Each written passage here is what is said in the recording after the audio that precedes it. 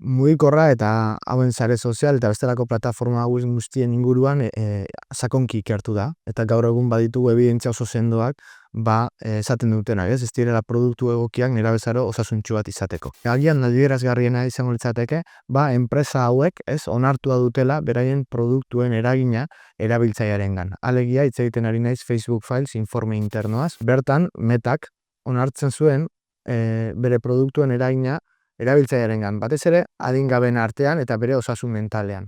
Eta bertan irakurgai ditugu ondorengo datuak. Estatu Batuetako nerabeen 6%ak eta Erresuma Batuen nerabeen 13%ak pentsamendu suizidekin atxikitzen zuten pentsamendu horiek Instagramen erabilerari.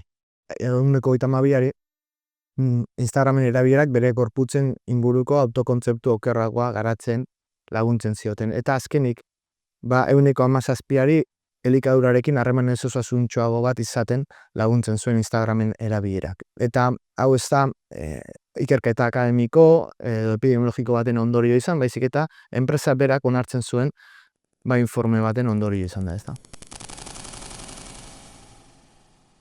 Murgilduta gauden egoera honetatik ateratzeko funtsezkoa da denen parte hartzea. Alegia, nerabeak, adingabeak, familiak, eskolak, instituzioak eta industria. Guztiok bat egin behar dugu honetan, eta guztiok elkarrekin 5 pilare garrantzitsu eraikia.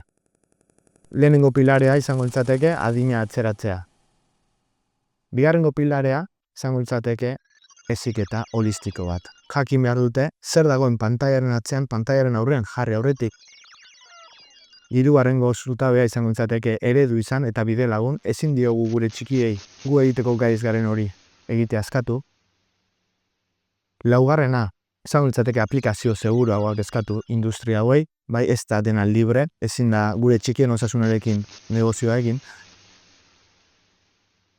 Eta azkenik guzti honei marko juridiko bat eman behar diogu, legislazio koherente baten beharrean gauda.